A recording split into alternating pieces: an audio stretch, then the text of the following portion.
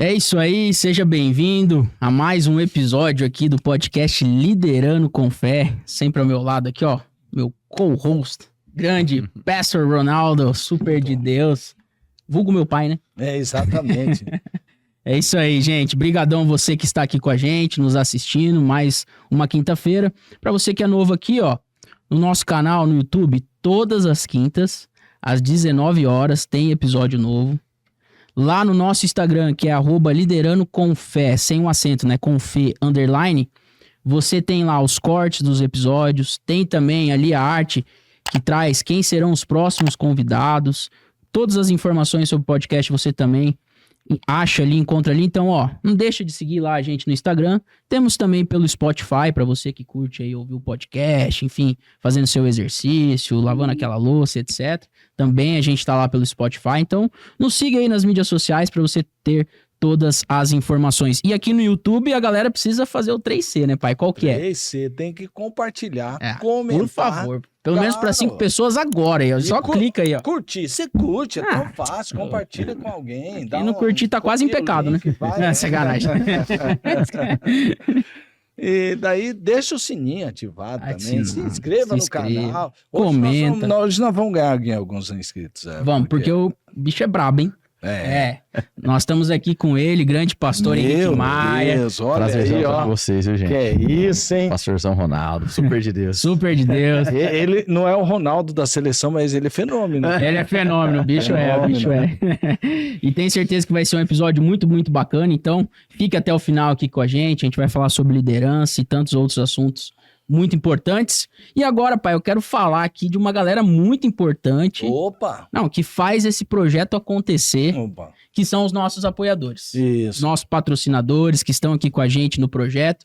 E o primeiro deles que tá lá com a gente desde o começo, na pessoa do Adriano, nosso parceiro. Grande Adriano. Que é Mais Cor Tintas e Revestimentos. Então, pra você aí, ó, que tá procurando tinta, revestimento, tá fazendo aquela reforma, construindo sua casa, enfim, procura os caras lá, porque, ó, tem um mistério a ser revelado aqui. E outra, como é que é o se falar que... Então, esse é o mistério.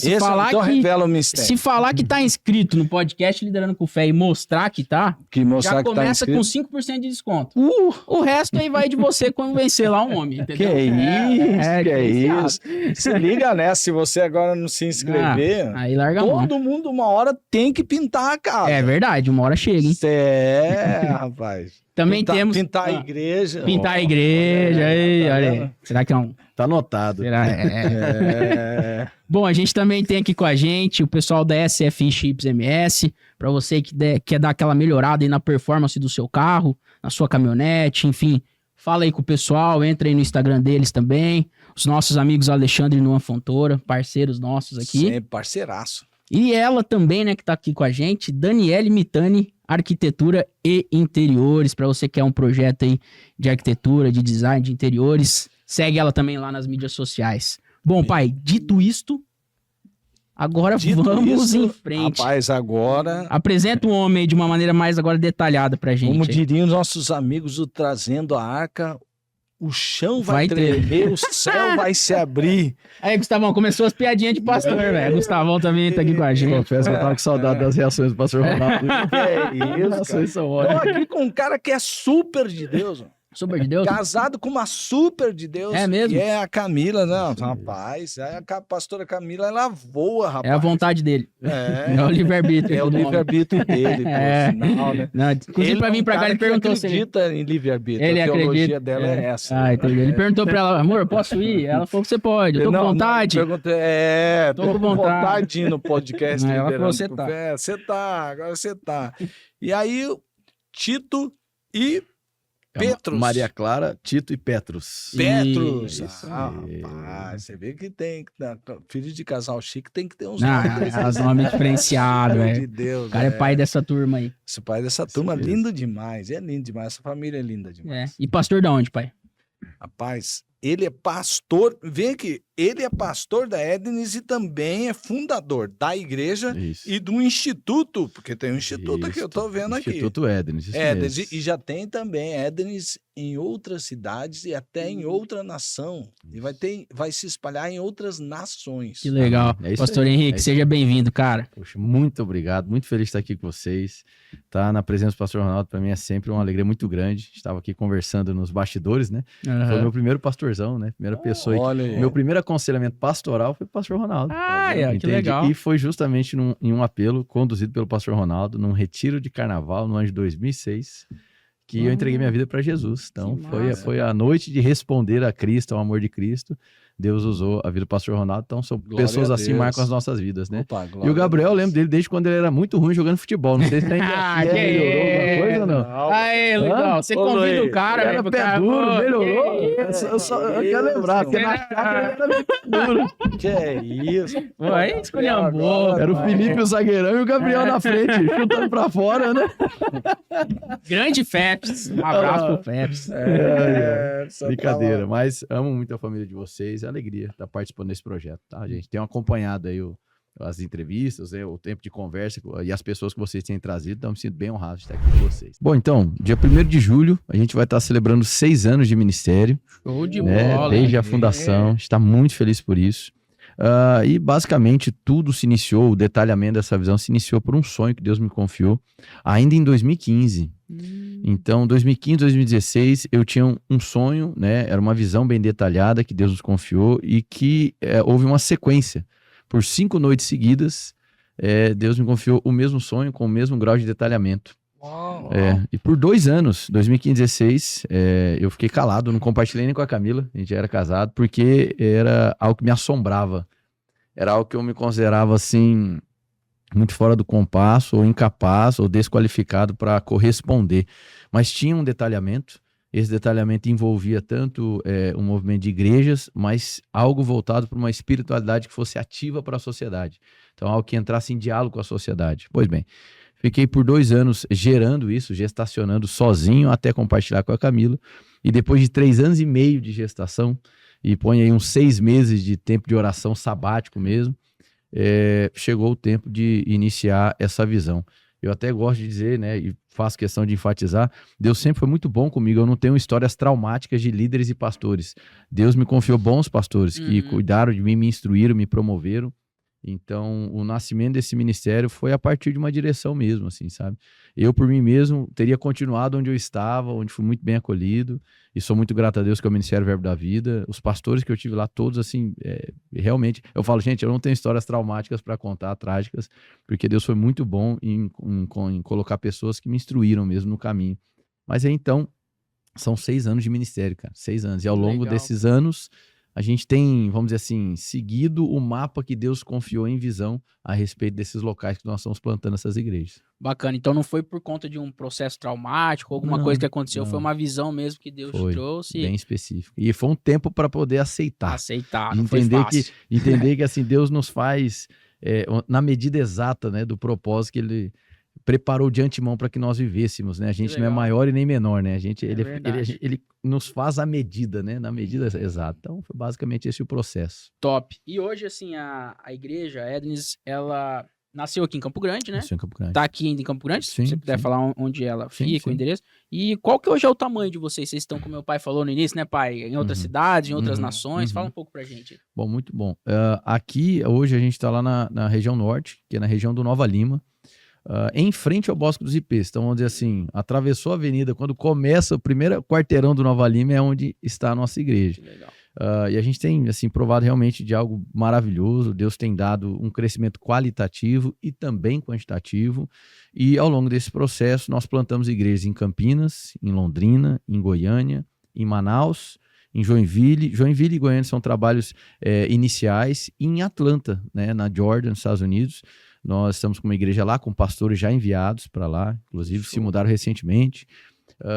Então, assim, e agora a gente tem olhado, né, colocado o nosso coração se voltando agora para a Argentina, em Buenos Aires, e Assunção, no Paraguai. Então, América do Sul, esse é um local onde a gente vai começar a conhecer, se posicionar. Temos nesse processo de oração agora, né? Então, Top. Os homens estão voando, hein, pai? Estão voando. Ah, Rapaz, eu estava vendo aqui, liderança, a gente aprende muito sobre a questão da visão. sem dúvida. Nosso podcast é Liderando com Fé. aham. E essa questão de uma pessoa, quando ela tem uma visão, tem um amigo meu que é um grande líder, ele fala, rapaz, ninguém enxerga com os olhos dos outros, Isso mesmo. você enxerga só com os seus olhos. Uhum. E receber uma visão ainda da parte de quem você recebeu, não tem erro, né? Parabéns, Deus abençoe. Olha, pastor, eu vejo assim que quando Deus fala conosco por meio desses meios mais incomuns, né? Deus fala conosco, assim, vamos dizer assim, de maneira muito mais recorrente, por meio da própria palavra, Sim, do sim. testemunho interior. Então, por vezes, e eu considero na minha vida bem incomum Deus me trazer revelações por sonhos. É estranho, eu contaria com os dedos da mão, assim. E esse foi um cenário em específico. Eu acredito que a gente sempre tem que avaliar, né, esse conteúdo profético, né? Uhum. E, sobretudo, ele tem que passar pelo filtro da palavra, né? Porque a visão não pode ser fabricada para ser de um dono. Eu não me vejo dono de uma visão. Eu considero honroso ter sido o portador inicial. Uhum. Mas a visão é do Senhor, né? Então, para quem pertence a Cristo, os nossos filtros são diferentes, né? Não somente os filtros morais, mas os filtros nas iniciativas. A gente precisa certificar de que essa visão está debaixo do guarda-chuva da palavra, da vontade de Deus, para que não seja um projeto humano. E aí aumenta-se a responsabilidade, né? Uhum. Porque ele compartilha, então a gente presta conta diretamente para ele, Está né? representando algo muito grande, né? Exatamente. E assim, pode ter gente aí que esteja nos assistindo Uhum. que pode estar passando ou vai passar por algo que aconteceu com você que foi uma, não sei se a gente pode chamar de carreira, mas foi uma transição, né? Porque você, formado em medicina, Sim. atuou por um bom tempo como médico, acredito que até ficou pastor e atuando como médico. Sim, foi a maior parte do tempo. E agora você está pastor período integral. Como que foi isso? Isso, Por que você decidiu isso, isso? Como foi essa transição? Muito bom. Então, foram 7 anos de atuação na área médica, na carreira médica. Desde que no ano que eu me formei, eu estava muito nessa atenção sobre o que quais seriam os próximos passos na medicina. E eu pude perceber, assim, um direcionamento, né, claro, por meio da vida de oração, Deus falando comigo, falando a minha esposa também, sobre a compreensão de que a medicina não seria a minha vida, mas faria parte dela. Então, quando eu encerrei a faculdade, eu já tinha essa convicção, não sabia exatamente o quando, nem o como, sabia que eu deveria me manter fiel com aquilo que estava nas minhas mãos. Então, eu sempre fui apaixonado. No período que eu trabalhei na medicina, eu era apaixonado pela profissão de médico. Quando chegou a pandemia, eu já estava num processo de desaceleração, porque as coisas do Ministério, em 6 anos, muita coisa aconteceu. Então, ao período da pandemia, a gente tinha acabado de fazer uma grande mudança e já era uma igreja para Campo Grande, uma igreja grande, com mais de 1.000 pessoas, né, frequentes. Então, já demandava muita coisa, a gente estava ali equilibrando pratos, né? E eu já vinha desacelerando. Quando entra a pandemia e fecha tudo, falei, o que eu vou fazer? Eu vou enfiar a cabeça na medicina, porque o que está precisando agora é de gente trabalhando nos hospitais. Eu trabalhei 13 meses exclusivamente com Covid. Eu foquei, falei, pronto, vai ser meu sprint, vai ser minha missão, vai ser agora estudar sobre isso, trabalhar nisso, e eu praticamente só atendia pessoas com Covid por 13 meses. Então, assim, foi bem desgastante. E quando estava chegando já no final do primeiro ano da pandemia, foi 2020, eu me lembro que em dezembro eu fui fazer uma viagem com um grupo de pastores lá, liderado pelo Theo Hayashi, e no momento de oração, eu percebi Deus, assim, deixando muito claro no meu coração, chegou o tempo. Então agora, vamos dizer assim, a graça para essa carreira, agora ela vai estar se esvaindo e vai chegar o momento da transição. E isso foi muito claro, assim, sabe? E aí, voltei para Campo Grande, reuni a Camila, os pastores mais próximos e comuniquei. Falei, olha, eu percebo que tá chegando o tempo. E eu não imaginava, porque eu estava numa crescente agora de intensidade da medicina. E realmente foi dessa maneira. Aí dia 15 de fevereiro de 2020 foi o meu último plantão. Seu último plantão. Decidiu mesmo ali, falou agora... Foi. E aí comuniquei a igreja, né? Então foi basicamente nesse sentido. Sendo muito sincero, eu sinto mais hoje, depois de 3 anos, eu sinto mais falta da carreira médica do que quando eu decidi. Em especial, vou deixar muito claro o motivo, porque na medicina eu tinha contato com mais ou menos 40 famílias por dia, distintas, que não estão no meu círculo. Entendi. Isso eu sinto falta. Entende? Porque a vida pastoral é maravilhosa. Eu amo o que eu faço, eu creio que eu nasci para isso e estou muito em paz, mas eu sinto falta dessa característica.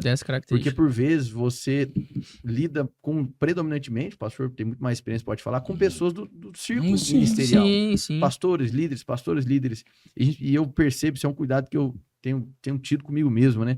De não perder o contato com pessoas que não professam a mesma fé, que não são do nosso círculo social. E a medicina, ela Te dava essa me possibilidade. oportunizava isso. Isso eu sinto falta, entende? De vir com pessoas que a última coisa que ela tá pensando é tentar de se posturar porque você é o pastor. Ela simplesmente vem, descarrega a história dela e etc. Porque o ambiente médico, ele é muito de sigilo e de cumplicidade, né? Sim. Isso eu sinto falta. E aí eu fico tentando me aventurar em alguns cenários, além da igreja, para poder ter esse tato. Não perder o tato, né? Não perder o tato. Mas é isso, assim, a carreira médica é maravilhosa.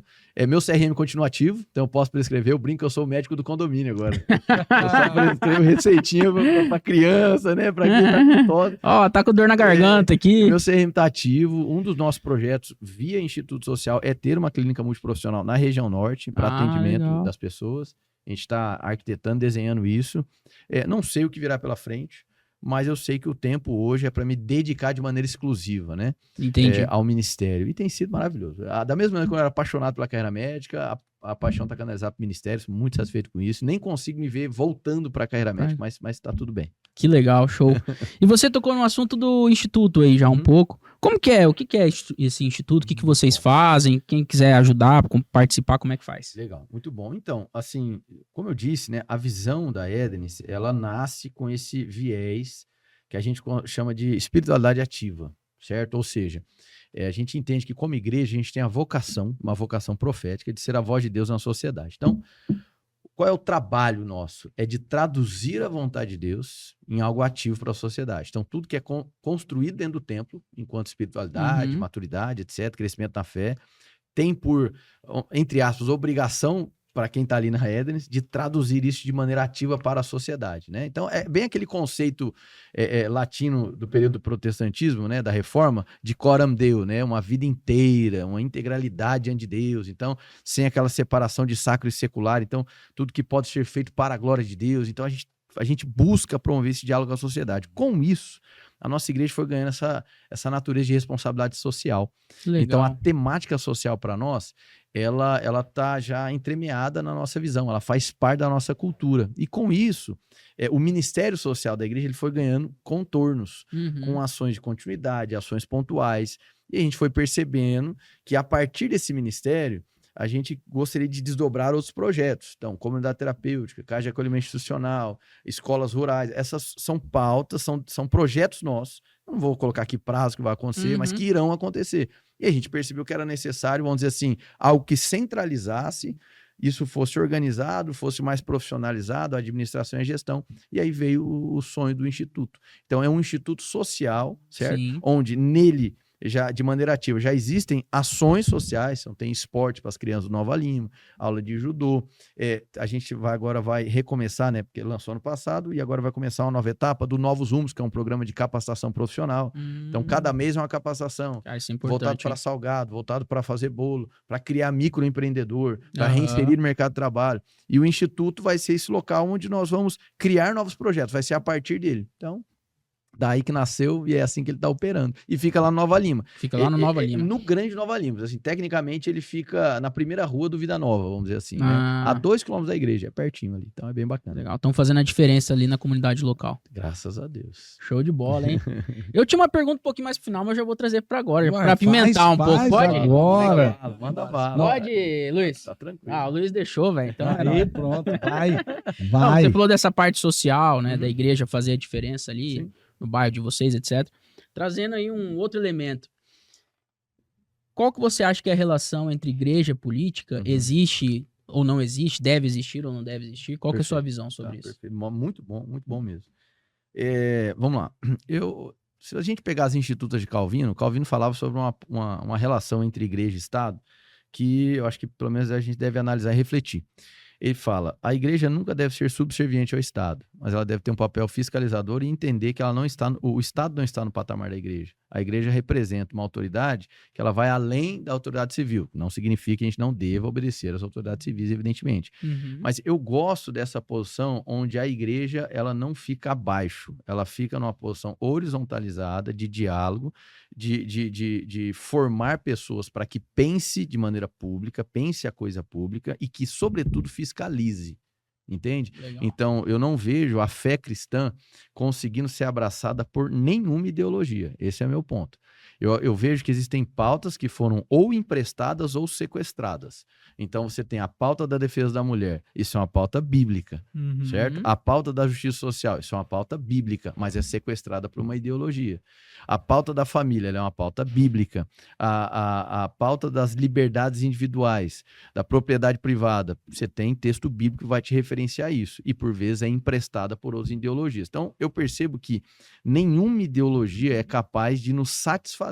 Ok, então eu acho que o cristão deve entender que nada vai conseguir cumprir as exigências da nossa fé. Isso é a minha opinião. Tá? Acho que nenhuma ideologia consegue cumprir as exigências. No entanto, existem ideologias que são plenamente incoerentes com a fé cristã.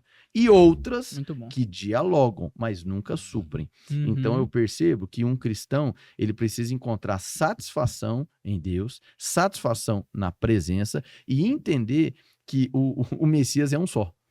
E todas as vezes que a igreja buscou sacralizar a política, ela teve muito problema. Então eu penso que não deve existir uma sacralização da política. Eu penso que a igreja deve ser a principal produtora, no sentido de quem produz e reproduz pessoas que pensem a cidade. Para mim, um cristão maduro, ele tem responsabilidade social. Sim. E por ter responsabilidade social, ele vai estar antenado no cenário político, ele vai estar antenado no que está acontecendo no equilíbrio dos poderes, ele vai estar antenado no que diz respeito a comércio, empreendimento, essas coisas. Então, eu penso que a igreja deve formar pessoas para cargos eletivos, como também para cargos não eletivos, mas que são importantes para que a coisa pública aconteça. Então, é basicamente a maneira como eu interpreto. Eu vejo que Legal, a igreja ela é um ponto central. No entanto, por vezes mal compreendido, né? E aí, às vezes, o que se tem ali é Eu venho de família política, né? Dos dois lados, né? Meu avô foi deputado estadual, federal, foi deputado da Constituinte, da Divisão do Estado, presidente da Assembleia. Ué? Meus outros avós foram prefeitos de cidade interior, praticamente fundaram a cidade de Brasilândia. Meu tio foi deputado estadual, enfim. A família inteira sempre teve. Então, para mim, é muito tranquilo transitar nesse cenário. Eu sempre convivi no meio do ambiente político. E eu vejo que a igreja... Você sempre foi natural, assim. Muito, muito tranquilo. Então, assim, eu vejo que a igreja, quando ela se presta a um papel de subserviência, é problemático. Quando ela se presta apenas a convergir em figuras, eu acho problemático. Eu acho que a igreja ela tem que estar sempre um andar acima de fiscalização, sempre olhando, enxergando e produzindo gente para a sociedade. Por mais óbvio que algumas coisas possam parecer, eu busco sempre trazer à minha memória isso. Não há nada que cumpra as exigências da minha fé. Sim, com Entende? certeza. Então, se eu sacralizar, se eu levantar personagens messiânicos, eu vou ter muito problema. Por quê? Porque eles são falíveis. Eles são falhos, falíveis, eles não vão corresponder a tudo aquilo que a fé cristã exige enquanto referência. Então, eu tenho esse olhar. É um olhar mais crítico, um tanto quanto pragmático, mas muito mais fiscalizador. Fiscalizador. Entende? A igreja como voz profética. Mas, Aliás, ele estava falando aqui, Gabriel, eu lembrei de um evento que aconteceu na semana passada chamado Global Leadership Summit. É verdade. Que justamente tem essa visão de que você pode ser influência onde você está Sim. e mudar aquele ambiente para que aquele ambiente seja um ambiente de Deus. Sim. Um ambiente onde haja vida em abundância, todo lugar onde a gente enche de pessoas que entendem, que eles têm influência, eles podem liderar, eles podem mudar um ambiente de uma cidade, de um estado, certeza. de uma nação, as coisas mudam, né? Sem dúvida. Tive um professor de teologia que ele era inglês. Inclusive, ele escreveu em um dos seus doutorados, foi justamente ele pegou várias nações no mundo e ele percebeu como, às vezes, a igreja que ficou religiosizada, vamos falar assim, ficou aquele lado só do religioso, ela se perdeu. Sim, da porta para dentro, né? Perdeu o caminho. Algumas igrejas que se identificaram tanto com uma uma linha política que se perdeu ali Se dentro, perdeu. misturou com o Estado, e aí misturou isso que você estava falando, Sim. que são a igreja, ela tem um senhor que está acima de todos os senhores. E, Não dá para igualar. não dá, né? Igualar é ofensa. É ofender com o Senhor. certeza. Então. E outras igrejas que se fecharam. Se fecharam Não temos completamente. nada a ver com isso e tal. E não formam pessoas que possam, como você Isso aí. estava dizendo, Uhum. agir no meio onde Agir, elas com estão certeza. para fazer diferença ali. E diferença para melhor. Inclusive em Com cenários onde o paganismo e o ilegal impera. Sim. Entende? Então, Sim. assim, Daniel, José, Neemias, ninguém ali estava debaixo de um governo que era, É, né, não? na verdade. Virtuoso e etc, É. né? Eram cenários onde o paganismo, só que eles estavam lá como referência. E acho que tem muito a ver isso, na minha visão de liderança. Uma liderança genuína, ela produz mais que resultado, ela produz referência. E referência, você testemunha principalmente no dia mal. Uhum, Entende? É Então, para verdade. mim, a liderança boa, ela dá mais que resultado, ela produz referência. uhum. Entende? E vai ser justamente no dia que tudo dá errado que você vai testemunhar se aquela liderança é sólida mesmo. É porque o abajur não foi feito pra ficar dentro da gaveta, né? Ele foi pra ficar feito em cima ali da Exatamente. escrivaninha. E é legal vocês falarem isso porque eu entendo que hoje tem muitas pessoas, inclusive atuo nesse cenário mais político, que é tudo 8 ou 80, né? Não. Igreja e religião e fé e política mistura. não se mistura, e isso é lá, isso é cá, né? Ou também assim, né? Os caras fazem política de púlpito e tal, e acaba Política enfim, partidária. política partidária, no meu intuito, acaba assim, confundindo as coisas. E por isso Sim, que é importante vocês falarem para entender cada um o seu papel, né? Entender o papel da igreja. E eu tava no Global Leadership Summit, uma das palestrantes foi a Condoleezza Rice, né? Que ela já foi secretária de Estado dos Sim. Estados Unidos, conselheira de segurança nacional do George W. Bush. E ela fala que o líder, principalmente o bom líder, é aquele que ele vive no mundo, enxerga aquele mundo e não se contenta da maneira que aquele mundo está, Sim. mas ele quer melhorar aquele mundo, Com né? Ele certeza. quer melhorar aquela realidade. Então eu acho que nós, politicamente, temos muito esse papel, principalmente como cristãos, como você falou, de sermos luz, Pronto. onde, infelizmente, muitos lugares habitam as trevas. A né? nossa igreja, a gente pensa assim, né? A gente tem, vamos dizer, quatro blocos de diálogo, né? Primeiro é dialogar diretamente com o pecador, para que ele, conhecendo a Cristo, seja atraído por Cristo, seja transformado por Cristo e se torne um filho. E aí a gente dialoga com o filho, para que o filho amadureça e sirva, e assuma a responsabilidade.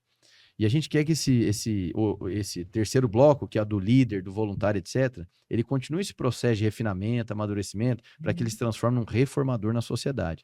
Então, eu acredito muito que na influência de um microcosmo. Né? Então, assim, eu vejo... tem textos que parece que despertam a ansiedade do povo, né? Ide por todo mundo. Eu, cara, rapaz, nunca saí do meu bairro, né? O que eu faço? E a questão é, qual é o mundo que Deus te deu? Sim. Ide por todo mundo. Mas qual é a parcela de mundo, parcela de cosmo que Deus te confiou? É nesse que você vai peregrinar, é nesse que você vai caminhar. Então, qual é o mundo que Deus te confiou? Talvez seja o Nova Lima, talvez seja o Aerorancho. Então, assim, qual é a parcela de mundo que Deus te confiou? E ali você vai desenvolver. Ali é a sua parcela de responsabilidade. Então, o senhor estava falando sobre o Summit. Foi em um Summit, já participei de alguns, que teve um testemunho de uma irmã. Mas eu vou lembrar o primeiro nome dela, é Catalina. O segundo nome talvez seja Cagina, alguma coisa assim. Que ela trabalhava na espécie de uma Receita Federal do Congo. Sim, sim. Esse foi um dos testemunhos que, para mim, foi a montagem do quebra-cabeça. Porque, como eu disse, eu fiquei 3 anos e meio gerando a visão. E nos 2 primeiros eu me assombrava muito. Então, isso foi um dos pontos onde Deus falou assim, o que eu estava falando era isso aqui de maneira prática. Sim. Entende? Então, assim, o senhor falou do Summit, é uma memória muito boa que eu carrego desse exemplo. O Summit tem essas grandes visões, mestre. Grandes visões. Sim. São coisas práticas que acontecem de fato, né? Deus usando pessoas para mudar realidades. É verdade. E você falando do Summit e também da viagem que você fez com o Theo Hayashi, que também foi uma resposta. Diz eu estava ouvindo o Thiago Brunet, ele falando sobre a importância do líder frequentar ambientes que façam ele melhorar como líder e também tragam ele essas visões, né? Essas profecias, ambientes proféticos que vão te dar esse alinhamento. Então é interessante, né? Que durante a história que você estava contando, sempre tinha ambientes que você frequentava. E é muito importante para o líder saber o ambiente que ele está frequentando. Gabriel, 2017, em novembro de 2017, eu tive a oportunidade, convidado pelo pastor Gustavo Paiva lá de Brasília, de participar de uma viagem lá na Bethel Church em Redding, na Califórnia. Muito bacana, ficamos 10 dias lá. E um dos alvos, 2017, era pensar o Brasil nos próximos 5, 10 anos. Olha aí. Então era um grupo de líderes, né, e não apenas pastores, mas também tinham pessoas de outros segmentos da sociedade, que atuavam em ministérios, secretarias de governo, etc. E aí teve um momento que foi feito um debate, e ele convidou 3 personagens cristãos do ambiente da política brasileira, e foi feita uma pergunta para eles por vídeo, né? Eles respondiam para nós. Qual que você pensa que é o maior desafio da igreja brasileira nos próximos 5, 10 anos? Então tá dentro do prazo. E um dos personagens respondeu assim, olha, eu penso que um dos maiores desafios é conseguir traduzir a espiritualidade que é construída dentro dos templos em algo ativo para a sociedade. Olha aí. E eu tenho para mim que continua sendo um grande desafio. Entende? Show. Eu tenho para mim que continua sendo... Eu acredito que se todas as igrejas fecharem hoje, ao mesmo tempo, todo mundo fechou, o Brasil colapsa. A igreja brasileira, ela tem uma capilaridade que provavelmente o Estado não tem. É verdade, a gente toca as pessoas e consegue ter contato com as pessoas de uma maneira que o Estado não tem. Uma experiência que eu tive aqui. A gente tem um pastor lá em Manaus, ele trabalha numa agência missionária lá em Manaus. Ele é o pastor da igreja e trabalha numa agência missionária que faz... tem transporte aéreo, então eles levam suprimento e missionários para os ribeirinhos. Eu estava conversando com o presidente da agência, ele me disse assim, Henrique, quando entrou a pandemia, nós tínhamos muito mais maleabilidade e agilidade do que o Estado para levar cilindro de oxigênio. Ele falou, então assim, os aviões das agências missionárias, tinha muito menos burocracia para ajudar a população. Eles iam na frente do que o próprio Estado. Olha aí. E isso para mim é um reflexo. Então, a igreja, e pelo amor de Deus, eu sou novo, né? Não tô aqui para rogar a voz da sabedoria, mas ao que me parece, humildemente falando. Tá aqui para dar sua opinião. A igreja tem um potencial de transformação, também social, que, utilizando a linguagem de John Stott, um fim político, no bom sentido da expressão, que é algo imensurável. Por isso que, assim, a igreja não pode se permitir ser cerceada, ser tratada como manada, ser tratada como um curral eleitoral. A igreja, ela pode muito mais que isso. Entende? A igreja chega onde o Estado não chega muitas vezes, né? O cobertor, com criatividade, com afeto, com excelência. Entende? E não é apenas uma questão doutrinária. Chega com doutrina, mas chega com praxis e chega com afeto. É verdade. Entende? A igreja tem esse potencial. Então, sim. E olha o que ele está dizendo. Ele estava falando aqui, eu lembrei da Epístola de Paulo aos Efésios, e você citou John Stott. Sim. Ele escreveu um livro sobre Efésios, um livro de introdução e comentário a Efésios, onde ele mostra ali claramente a teoria dele sobre a igreja criando uma nova sociedade. Perfeito. A igreja influenciando para a criação de um... Que é o prelúdio da Nova Jerusalém, né? E você vê, rapaz, ali Efésios, ali no prefácio você tem Deus falando sobre a obra de Cristo, o que essa obra de Cristo operou na igreja, transformando a gente, nós que estávamos mortos em nossos delitos e pecados, e Deus entra ali. E Efésios mostra o poder e a soberania de Jesus Cristo sobre todas as coisas. E quando ele vai indo para o final do capítulo, ele vai mostrando como que isso muda o relacionamento das pessoas. Não tem aquela, olha, vocês maridos, esposas, vocês, aí depois vem pais. O ápice da revelação não é um envio geográfico, é a mesa, né? A mesa familiar. Até que ele chega nas relações patrão e empregado. Patrão e empregado. Ó, vocês, patrões, lembrem de uma coisa. Que é um ordenamento social, né? Um novo ordenamento social. Mexe com tudo, muda tudo. E assim, Gabriel, nós lá na igreja, assim, nós estamos vendo, é um projeto que a gente tem... Provavelmente esse ano ainda sai. A gente vai fundar um clube de política. Que da hora, a partir da igreja. Que evidentemente, apartidário. Mas para pensar política a partir das escrituras. Tem um livro que eu gosto muito, do John Stott, citou aqui, que é O Cristão numa Sociedade Não Cristã. Deve ter umas 450 páginas. Eu busco acompanhar pessoas que hoje atuam na política. Tem muitos irmãos na igreja que atuam em secretarias, atualmente da cidade. Tem irmãos que, enfim, são candidatos, pré-candidatos, enfim, de tudo, toda sorte. E eu busco acompanhar, discipular esses irmãos. E eu gosto de trabalhar algumas literaturas. Essa é uma delas. Brasil Polifônico, do Davi Lago, também é outra, espetacular. Que ajuda a ter esse posicionamento, entende? Então, assim, que mais cristãos possam atuar de maneira saudável no ambiente da política, seja por meio de cargos eletivos ou não. Ou não, né? Legal, show de bola.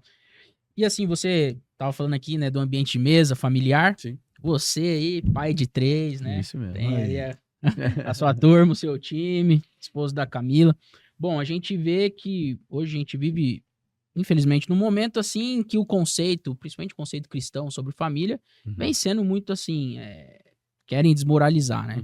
Hoje a gente vê que nas escolas, por exemplo, não tem mais muitas escolas não tem mais o dia do pai, o dia da mãe, né? Uhum. Dia das mães, dia dos pais. A gente vê muitos jovens falando, né? Infelizmente, eu não vou ter mais filho não, porque filho é muito caro, dá Uhum. muito trabalho, etc. Enfim, querem, de certa maneira, tentar destruir essa questão da família, né? Uhum. Uma desconstrução. Uma né? desconstrução.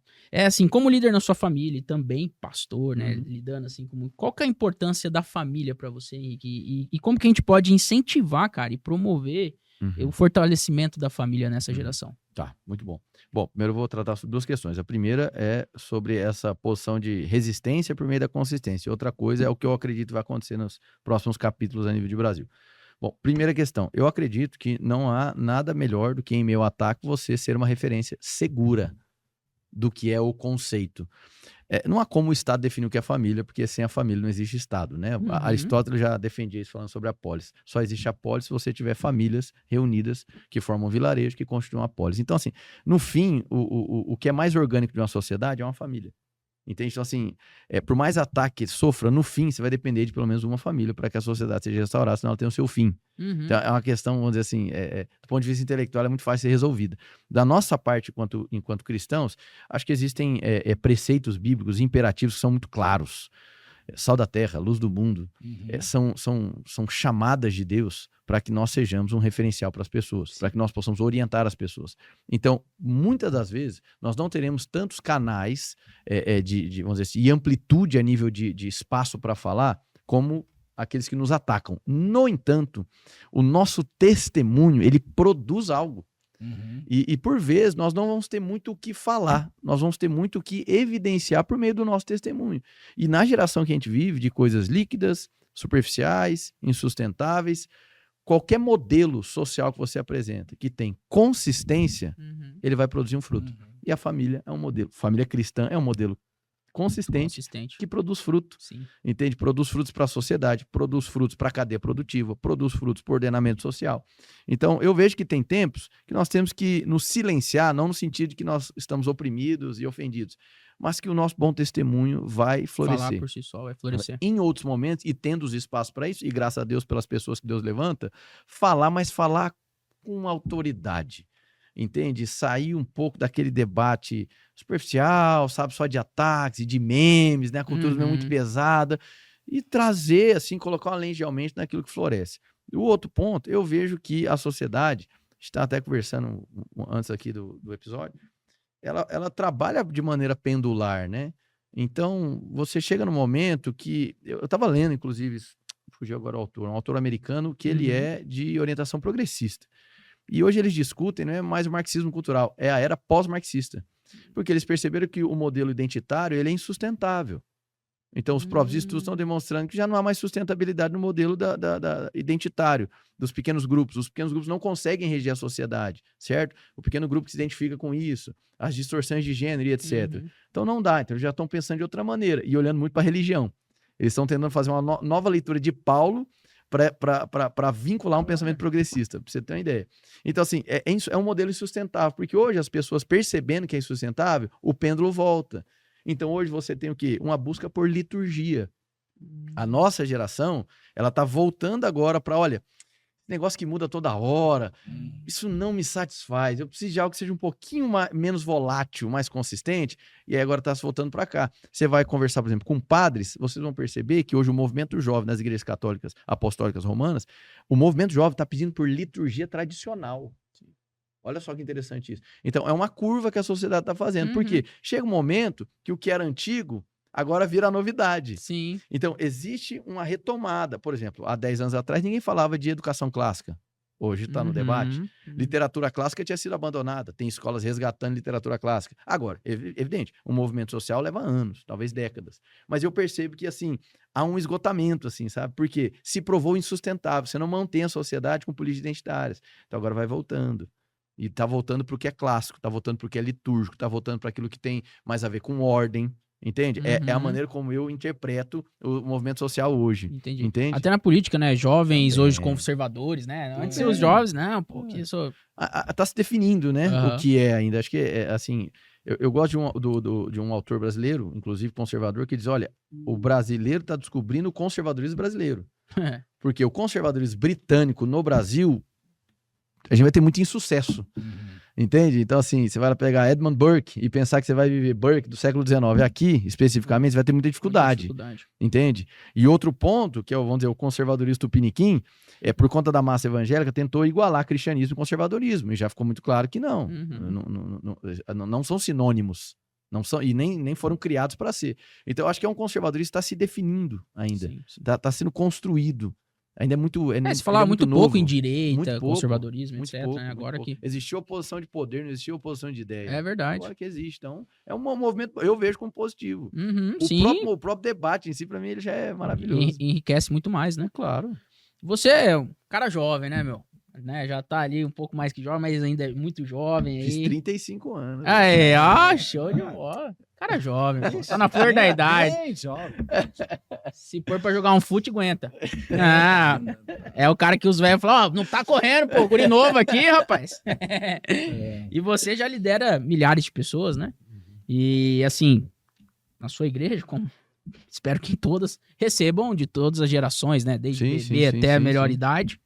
Como que é, cara, pra você liderar, assim, com 35 anos, diferentes gerações, né? Sendo ainda novo, sim, desde pessoas mais velhas, mais novas. Como que é liderar essas diferentes gerações? Cara, que pergunta fantástica. É assim, fantástica mesmo, porque esse é um tema que nos últimos 3 meses tem me atraído demais. Não só o processo do envelhecimento, mas de se preparar.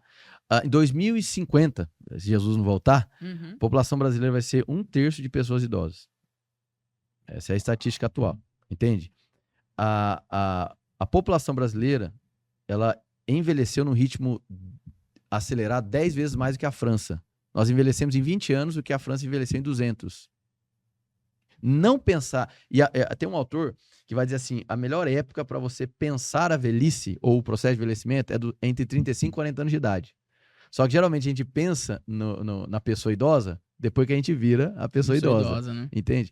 E o jovem que não pensa na pessoa idosa, ele é um egoísta. E ele também é insensato. Por quê? Porque ele também se transformará numa pessoa idosa. Então, uma das bandeiras da nossa igreja é ser uma igreja geracional. E de início, evidentemente, por ter sido um pastor de jovens, por ser jovem, quando a gente fundou o ministério, nós fundamos entre amigos, mas eu tinha 29 anos. Então, é natural uma desconfiança pela idade, né? É evidente. A própria Bíblia traz para nós, lá no livro de Isaías, logo no começo, que uma das maneiras de Deus julgar Israel em determinado período era que os jovens os liderassem. É claro que ali a ideia era de precipitados, imaturos, etc. Mas é claro que a pouca idade gera essa expectativa, né? E a expectativa do erro, da falha, da inconsistência. Então, a gente luta contra isso. Mas a gente sempre se propôs a ser geracional. Desde o nosso início. E como que a gente fez isso? A gente levou 3 anos e meio para ter o Ministério de Jovens. Olha. Por quê? Porque a gente queria provocar o jovem a não ser segregado. Entende? A gente provocou, por meio das ações voluntárias, misturar jovens e velhos. Jovens e velhos. Foi intencional. Então, foi intencional. A gente foi muito intencional. Muito intencional.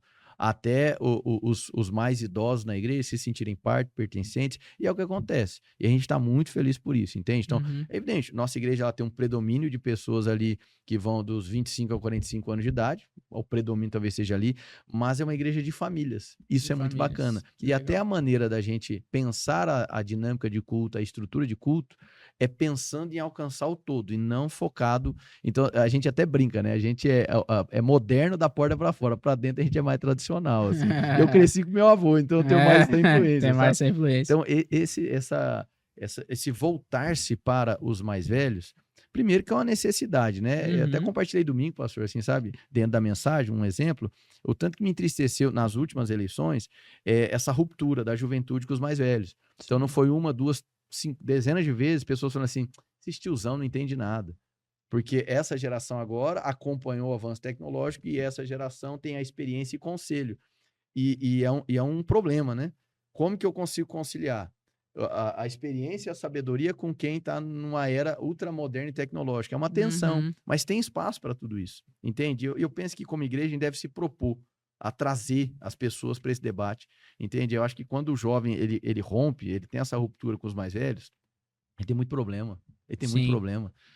A gente tá maluco com essa geração aí. É muito acelerado. Então, cara, assim, eu diria que uma das principais pautas que a igreja deveria se importar é se preparar para ter uma igreja de predomínio idosos, certo? Sim. Por quê? Isso em questão de segurança pública importa. Uhum. Se você tem uma população mais idosa, você vai Mais- ter menos o quê? Menos crime. É muito Sim. mais comum você ter um cara de 20 anos correndo atrás do outro do que um de 75 Aham. querendo, né, assaltar um mercado, entende? É. Então, assim, então, a sociedade vai mudar também por conta do Questão da envelhecimento. saúde muda, etc. Totalmente. Por aí vai. As principais doenças, entende? Uhum. Para onde vai ser direcionado o recurso. Então, eu acredito que quem, a nível de liderança agora social, igreja, enfim, tudo, tiver atento a essa curva de idade, a essa mudança na pirâmide etária, vai conseguir oferecer para a sociedade e para as comunidades algo muito virtuoso.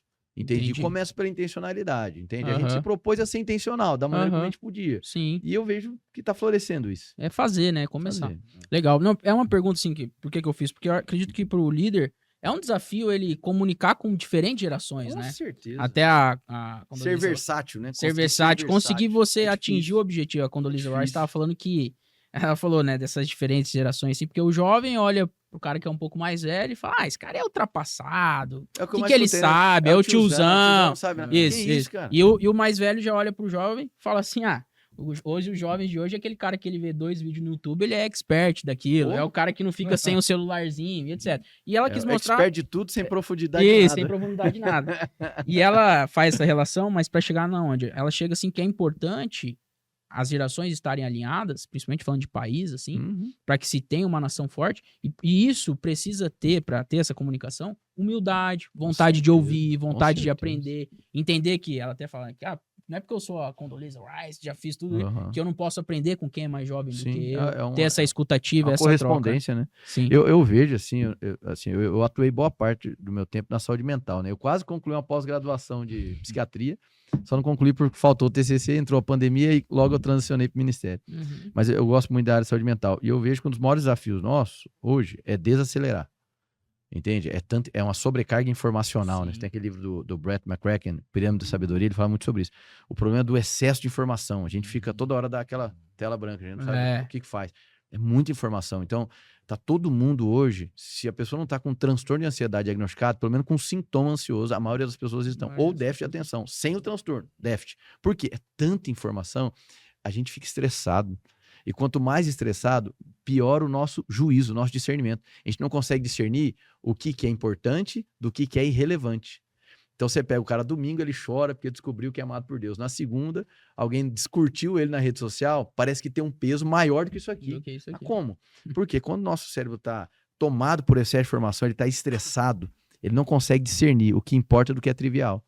Então a gente vive isso. E o mais velho, ele pode nos ensinar a andar numa frequência melhor. Melhor. Não é porque é velho mais lento, não, mas é porque ele veio de um mundo diferente. Uhum. Então ele consegue pensar de uma maneira diferente, que nós, jovens, estou me incluindo, Uhum. né, a minha geração, mas também especialmente a geração Z que vem depois, a gente precisa de aprender um ritmo novo. Sim. Que o ritmo que hoje nos é oferecido pelo espírito do consumismo, a sobrecarga informacional, essas coisas, não dá, a gente colapsa. Verdade. A gente colapsa, não tem como. Naquele livro do Simon Sinek, Comece pelo Começa pelo Porquê, porquê. Sinek é maravilhoso.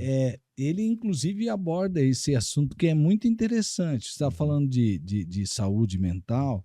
Inclusive, ele chega lá num ponto que ele está conversando sobre manipulação para você comprar. Com certeza. Uhum. Então, e ele estava citando um caso de que uma empresa da telefonia aí eles fizeram uma promoção, os famosos cashback, entendeu? Uhum. Então, olha, se você comprar isso, você vai ganhar tal coisa, porque sempre tem que estar estimulando a compra.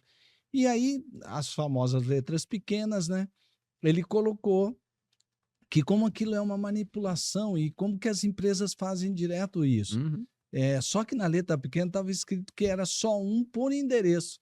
Então, por exemplo, um Aí é trairagem isso aí. É, né? molecagem, Então, por exemplo, um condomínio, que você, por exemplo, eu moro na tal rua, número X, é um condomínio. Quer dizer, o primeiro que comprou ali no prédio levou. Se tiver 300, O restante da galera. Mas já é era. verdade. São muitos gatilhos, né? São gatilhos para você. E ele chama O isso. cara entra na mente. Pô. Isso aí ele chama justamente dessa questão de você fazer a manipulação. Uhum. E aí ele faz uma conexão disso com por que as pessoas estão tão doentes hoje. Porque na sociedade norte-americana teve um tempo que se falava muito que as pessoas estavam adoecendo por causa da qualidade da comida. Muito cheio de gordura hidrogenada, hipergordura, um monte de coisa assim, muito açúcar, doce. E houve muitos que escreveram sobre isso.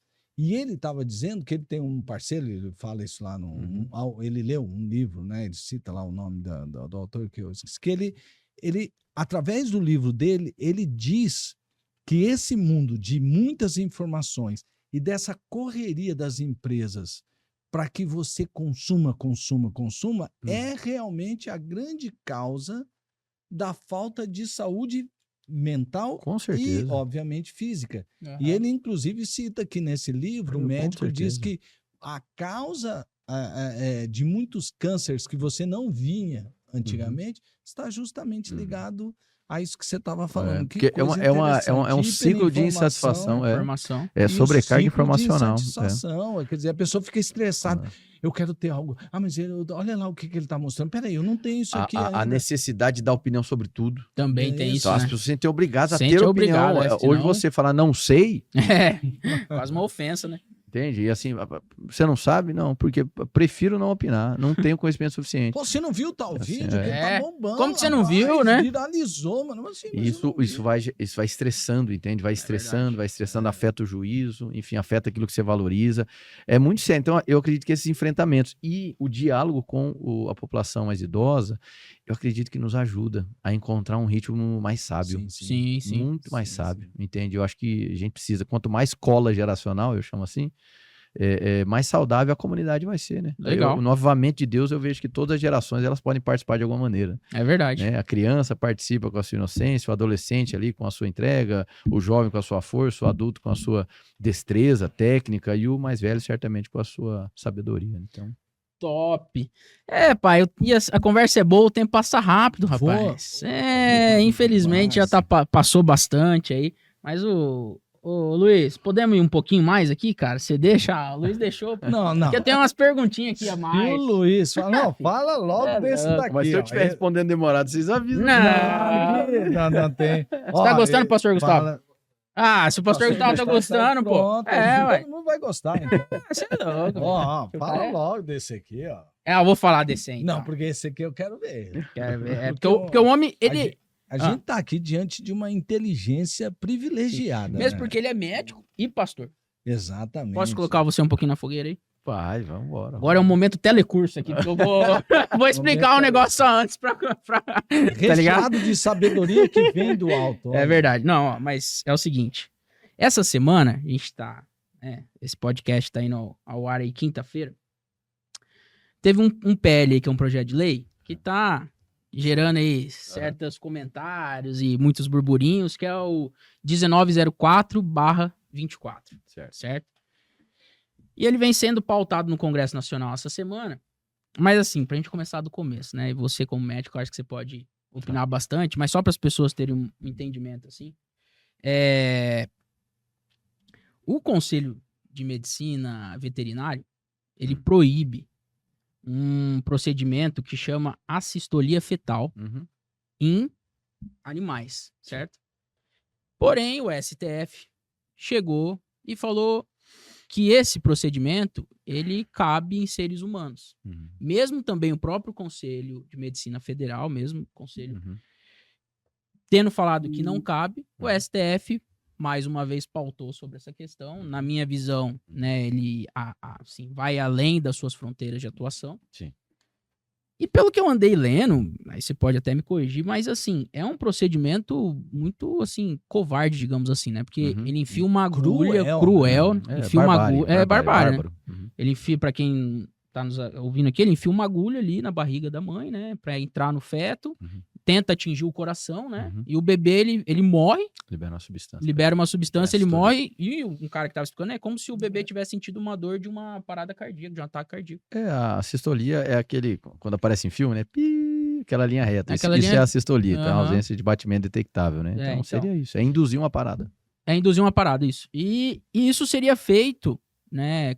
Conforme aí o STF, dos 5 meses aos 9 meses ali de gestação. Ou seja, hoje existem bebês que conseguem sobreviver fora né, do ventre ali da mãe nesse período, né, de vida. Uhum. Então, assim, não é um procedimento médico, é um assassinato, realmente, né? Tá. E assim, cara, tá surgindo muito, então, a partir disso, surgiu esse projeto de lei lá no Congresso Nacional. Se eu não me engano, é o deputado federal Sóstenes. Só sendo Cavalcante. Isso. E assim, eu queria saber a sua opinião sobre isso, porque daí também surgiu muito, assim, que ele tava querendo equiparar, né, a mãe que aborta, né, nessa situação, e comparar ao nível de pena pro cara que estuprou, aí até o próprio Luciano Huck veio agora, ó, nesse último aí, acho que é Caldeirão do Huck, chama, veio ao vivo falar que, poxa, onde já se viu que teve uma criança agora de 11 anos que foi estuprada pelo padrasto, alguma coisa assim, como que ela vai ser equiparada ao mesmo sentença, mas é tanta desinformação, porque aqui no Brasil uma criança de 11 anos não pode ser presa, enfim, então é uma situação, queria que você desse sua opinião como médico, como pastor sobre isso, Tá, bom, sobre o aborto, né, nesses casos. Nós já vai desculpando aí, porque eu acho que ele pegou pesado. Não é tranquilo. Eu tô atento ao debate, eu não li todo o PL, eu li boa parte, eu acho muito mal escrito. Acho que ele tá muito mal escrito, acho que ele defende algumas coisas boas, mas outras realmente ficam ambíguas, né? E assim, a própria falta de clareza do PL é o terreno, você percebe, do porquê, porque não estão debatendo aquele debate clássico, se aborta ou não aborta. Tá discutindo sobre tempo de pena. Tempo de pena. Então tá mal escrito. É um projeto, na minha opinião, mal escrito. Ele parte de algumas premissas que eu concordo, evidentemente, sou contrário ao aborto, óbvio, pró-vida, mas assim, ele é desequilibrado na sua escrita. Por quê? Porque, ao que parece, ele não passou por debate público, ele está passando agora. E isso é um erro muito comum nos políticos brasileiros, né? Então, existem algumas pautas que elas têm grande potencial eleitoral. E, por vezes, elas são jogadas, você gera um movimento significativo nas redes sociais, só que, na maioria das vezes, muito mal escrito. Então, esse é um projeto, na minha opinião, que precisa ser revisto, porque ele é mal escrito, certo? Então, acho que existem outros mecanismos. A questão outros mecanismos podem ser melhorados, refinados nesse projeto, tá? A premissa que ele parte de um aborto ser comparado a um assassinato, tem que ser colocado também que no próprio PL ele coloca nas condições onde vai ser equiparado ao assassinato. Aí ele vai excluir a questão da menor abusada, e vai falar da mulher adulta que conscientemente e não comprovado em relação de estupro, ela vai lá e decide abortar. Então, são várias situações. Na posição do STF em relação da acistolia, entraria nessas condições de sendo estupro e a pessoa toma a decisão após 22 semanas, o que eu considero um absurdo, tá? Ainda assim é um absurdo. A técnica da assistolia, ela é bárbara. Eu acho que não tem muito o que falar. Ela é uma barbárie. É o fato. Penso que assim, não deveria ser uma prática assim, considerada, ou deveria ser considerada em situações. Porque qual que é a grande questão? Existe uma questão, que é a questão onde um tipo de gestação que avançou, no entanto, a vida da mãe corre risco. Entende? Então, para mim, o dilema, mesmo em situações de uma menor, não é quem tem que sobreviver. É sempre como poupar a vida das duas, dos dois personagens, da mãe e da criança. Mas tem algumas raríssimas situações onde, por algum acaso, por alguma circunstância, alguma condição, a vida da mãe coloca em risco. E aí, eu vou ser muito sincero, só sendo médico para saber a decisão que você tem que tomar. E qualquer decisão que você optar, ela vai ser muito difícil. Entendeu? Então, assim, existe essa circunstância que somente quem está vivenciando a área da saúde sabe que é extremamente raro, mas pode acontecer. Você vai ter que tomar uma decisão ali, que aí o dilema de salvar duas ou ninguém vai para o espaço porque é uma ou outra. Entendi. Então, essa situação, eu acho que o médico precisa de afeto, de cuidado e de misericórdia, porque qualquer decisão ele vai estar errado. Então, para pontuar, a sistolia fetal, penso que é uma técnica que deveria ser desacreditada. Eu acho que é absurdo, entende? Até por ter resolução já do próprio CFM. Se o CFM, que é a autoridade no assunto, está colocando a posição, deveria ser respeitado, ponto final.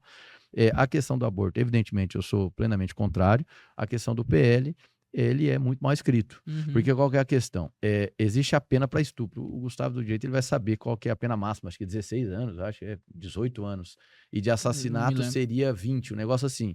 Só que aí no PL propõe o quê? Não, mas a pena é vista a partir do mínimo e não do máximo. Então, se é a partir do mínimo, é a mesma coisa. Se é do máximo, a do assassino é mais do que o do estuprador. Então, o assassino, no caso a mãe que assassinou o feto, na situação do PL, ela está sendo considerada socialmente pior do que o estuprador. Esse é o ponto. Por Por quê? Porque foi mal escrito. Uhum. Entende? É mal preparado. A gente tem que pensar que o PL é uma política pública que vai ser entregue para a sociedade. Vamos dizer, é o mesmo desafio do pregador. Seu pai, que é um pastor de muitos anos, ele lê muitas coisas, ele lê coisas dificílimas na teologia, mas quando ele vai falar com o público dele, ele tem que falar numa Sabe se linguagem que comunicar, todo mundo tem que entender. Sim. Na política pública é a mesma coisa. Você Mesma tem que falar coisa. numa linguagem que, vamos supor, nós que não estamos lá, vamos conseguir Vamos conseguir entender e entender. conseguir colocar de maneira prática no dia a dia. Então, PL, extremamente mal escrito. Essa é a minha opinião. Aham. Então, voltando ao assunto, né?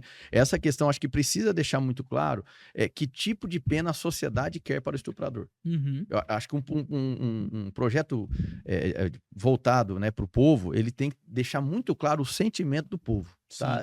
Tô deixando de lado a questão das interferências judiciárias, tá? Aham. Mas é um político como representante do povo e não representante, na minha opinião, ele não tem que ser representante da sua tribo, ele tem que ser representante do povo. Do povo, sim. Certo? Ainda que ele tenha uma voz a partir de uma tribo, ele tem que ser representante de um povo. Ainda que ele tenha uma delimitação de uma tribo, ele tem que ser voz de um povo. Então, ele precisa, o projeto público, ele tem que capturar o sentimento do povo. Então, existe uma franca aversão à figura do estuprador. Isso precisa estar claro. Eu não posso deixar nada equiparado a isso. E existe um debate sobre o que a sociedade pensa sobre a mulher que aborta. Entende? A nossa posição, a partir de um dogma de fé, etc., e da própria vida em si, é contrário ao aborto, ponto final. Isso é uma posição. Vão ter outras posições, a gente vai olhar e para construir o projeto, então tá ok. Tem que ser considerado isso como ato grave. E sendo a maioria, é considerado ato grave.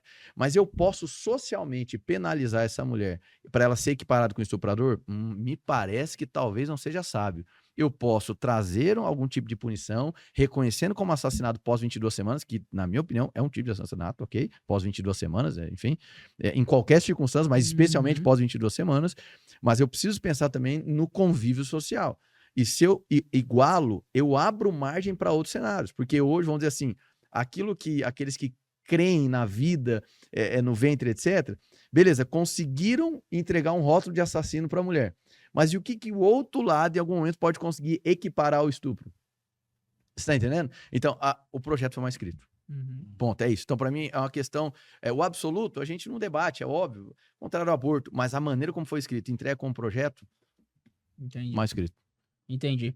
Porque assim, né, a gente vê, por exemplo, desenrolando, né, esse projeto tá tomando em âmbito nacional, Sim. e hoje, acho que foi hoje ou foi ontem, o presidente da República disse que se uma criança que sai de um ventre de uma mãe que foi estuprada, sai como um monstro. Aquilo dali é um monstro. Isso é bizarrice. Então, assim, é algo que você vê que hoje o nosso líder maior, o pensamento que ele tem, sendo que a criança que está ali no ventre, aquele bebê, não tem nem uma oportunidade de voz, de fala, né? De dizer, não, poxa, por quê? Então, assim, filho de bandido, então é bandidinho. E por aí vai. Isso é Né? distopia, É uma isso é distopia. Então, assim, é uma absurdo. situação que eu acho muito complicada. Eu acho que até em respeito àqueles que acompanham o podcast, e a gente tá aqui, o entrevistado é você, e a gente tem uma máxima aqui no podcast. A gente não tenta fazer do nosso podcast uma coisa pro host ou co-host se favorecer e pegar o que Sim. você tem aqui e fazendo. Mas eu acho que nesse ponto aqui cabe, porque eu te conheço, Sim. esclarecer algumas coisas que talvez as pessoas ouvindo ficam assim confusas. Peraí, é errado, não é errado? O que é isso? Tal. Você pontuou bem, mas a questão que às vezes passa na mente da pessoa é o seguinte: você é um médico e um pastor. Você acredita que pode ser... Você pode abrir, que vai ser a sua opinião. Claro. Eu sei que tem pastores e médicos que pensam de maneiras bem diversificadas. Mas, assim, para você, o que um bebê é? Ele é só um projeto de vida que pode ser interrompido em qualquer qualquer hora, depende do tempo, ele pode ser interrompido, ou ali já é uma vida. Você Pra mim já é uma acredita vida. que aquela Sem dúvida. vida que foi colocada ali, mesmo que a pessoa não seja... Não tem a fé. Nós Uhum, acreditamos em sem Deus, dúvida. e que foi Deus e tal. Mas ali, na questão, aquele bebê, a gente pode chamar ele, porque às vezes a gente chama o bebê de feto porque é Uhum. mais fácil eliminar um feto do que um bebê, Sim, né? é. A tentativa de suavizar, né, a questão. Suavizar. É uma O que vida. que Uma você vida. crê sobre vida? Onde é que é? Em que tempo a vida é a vida? E ele tem direito de vida. Certo. Bom, eu acho que definir em que tempo a vida é a vida, assim, até do ponto de vista científico, é um debate bem amplo. Na minha humilde concepção, a partir do momento que há uma junção, né, de gametas, há um processo de fecundação, ali é a vida. Então, Uhum. ponto. Então, assim, eu não para mim, essa tentativa que muitos tentam de trazer, não, mas ali não tem ainda o sistema neurológico formado, não tem um sistema disso formado, então ainda não é uma vida, não é. Não, para mim, isso aí, assim, são tentativas de diminuir, porque para que aquilo que as próprias pessoas são favoráveis ao aborto seja chamado de vida, tem que passar por esse processo onde sistema por sistema vai ser constituído. Sim. Então, ainda, mesmo na premissa dessas pessoas são a favor do aborto, aquilo que elas chamam de que não é vida é o subsídio necessário para que haja vida. Agora, para mim, é uma questão muito clara. Há uma fecundação, há um processo de vida sendo gerado. Ponto final. Sim. Então, assim, não cabe, na minha opinião, não cabe nenhuma circunstância de interrupção. Em caso de estupro, totalmente favorável que dê prosseguimento à gestação. Essa pessoa, né, a mulher ou a criança, enfim, que às vezes é abusada, ela vai precisar de muito apoio. Acho que deve ser estimulada desde o início a possibilidade de adoção, mas jamais de interrupção. O único caso que eu disse que são casos raríssimos de síndromes raras, de condições raras, em que a situação, seja lá em qual for o mês de gestação, ele vai colocar em risco, literalmente, a vida da mãe.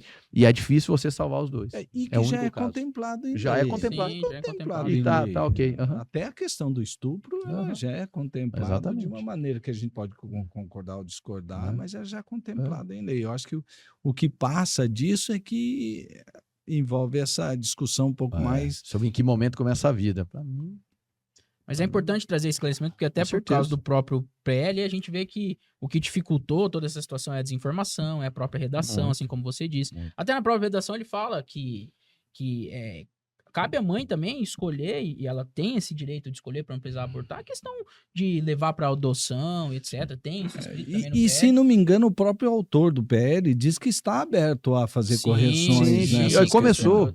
Hoje já Começou. saiu algumas notícias de Isso. correções, mas eu acho que isso que importa. Isso que É um importa. projeto público, é ouvir o debate. E eu Mas acho é bem que, isso o que mesmo. ele tocou uma coisa muito importante. Eu acho que as pessoas precisam ser ouvidas, né? Que tem aquele cara que fala, não, mas isso é injusto. Injusto a partir de quem? De De quem que é? ângulo você está falando? Exatamente, Perfeito. porque eu vi pessoas já em discussões acaloradas, às vezes até, não, mas a lei não pode, porque a lei e tal. Não, vem cá, quem é que fez a lei? Uhum. Alguém pensou para fazer aquela lei. E por trás da lei tinha o quê? Princípios e valores, ou não? Alguém faz uma lei só para fazer uma lei. Todo mundo tem uma cosmovisão.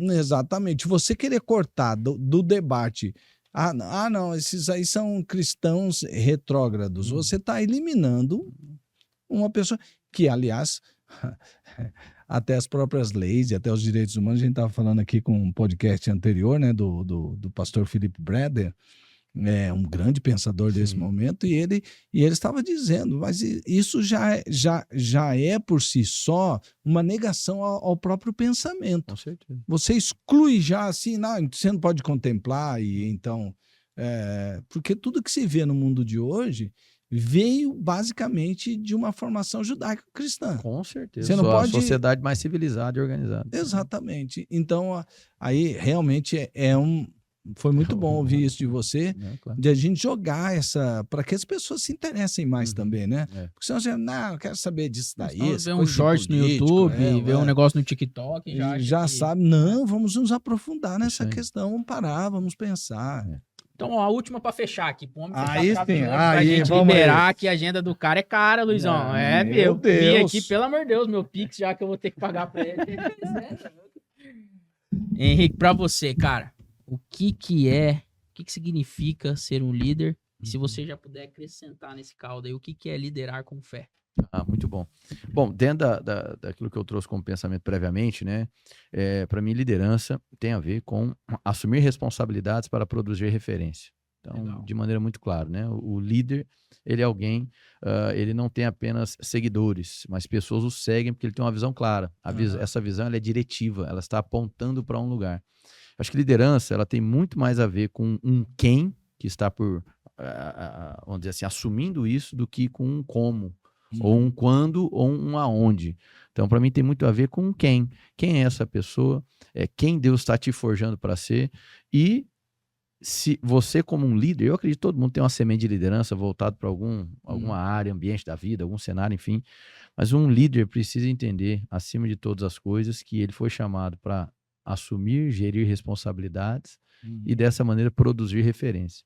Um bom líder não é aquele que dá sempre bom resultado. O bom líder é aquele que, mesmo no resultado ruim, ele produz uma referência segura, seja de esperança em meio ao caos, seja de sanidade em meio à loucura, seja de equilíbrio em meio às destemperanças. E liderar com fé, para mim, é um tema desafiador, porque liderar com fé, isso já me remete a uma liderança semelhante à de Cristo, né? Então, por vezes, a gente fica pensando, né, o que Jesus faria. Só que muitas das vezes a gente vai perceber que, às vezes, a gente fica cogitando o que Jesus faria, sendo que a Bíblia já demonstra o que ele fez. Né? Então, assim, a postura de Jesus enquanto líder, ela é bem clara. Sim. Eu gosto do texto de João, capítulo 6, verso 67 em diante, né? Aquele momento, Jesus dá um discurso muito duro e boa parte dos seus discípulos vão embora. Não tinha apenas 2 discípulos, né? Tinham outros discípulos. A palavra no grego é discípulo. Os discípulos vão embora. E ele vira para Pedro e fala: e aí?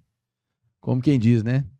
Se quiser ir embora, essa é a hora. Esse né? é o momento, meu guerreiro. E aí Pedro faz aquela frase poderosíssima: para onde nós iremos se só tu tens as palavras de vida eterna. Então, ou seja, ali deixa muito claro que mesmo no cenário onde pessoas foram embora, o que aparentemente é o que? Um mau resultado, a pregação que gerou um mau resultado, ele produziu uma referência segura para aqueles que estavam atentos ao seu coração e à visão que ele veio entregar. Então, liderando com fé.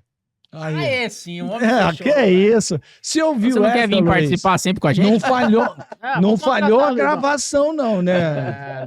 Essa aqui vai ficar guardado para a posteridade. Que isso? Meu Deus. Eu falei para você que a chama inteligência dele era Chama diferente. o homem. Aí, viu? Você tá sempre vendo? acerta. Meu sempre acerta. Deus. Henrique, mais uma vez, cara, muito, muito obrigado. Eu tenho certeza que quem ouviu a gente até aqui foi muito aí enriquecedor. Amém. As pessoas aprenderam com a sua vida. Que Deus continue te abençoando, você, sua família, toda a igreja Ednes, né? Um abração aí pra todo mundo. Que Deus possa te sustentar lá e que vocês ainda possam fazer muito mais por Campo Grande e pelo mundo todo aí, né? Onde vocês estão indo.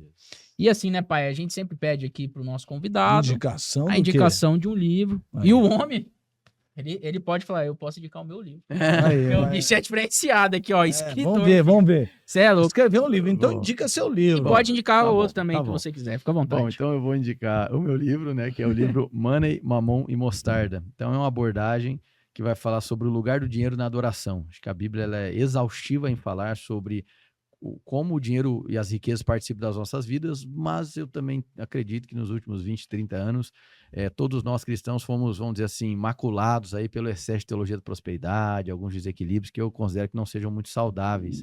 E ali a ideia é trazer um equilíbrio, entende? E trazer as práticas bíblicas que são saudáveis, que são honrosas, práticas de obediência, a importância, enfim, de semeadura, generosidade, todo um equilíbrio dentro desse sentido. É um livro bem bacana e é um livro leve, é bem tranquilo de ler. Top. Indicação. Bom, eu queria indicar aqui 2 livros, pode ser? Lógico. Primeiro, um dos livros que eu mais gosto a nível de liderança dentro do âmbito mais eclesiástico, que é o livro Vocação Perigosa, do Paul Tripp.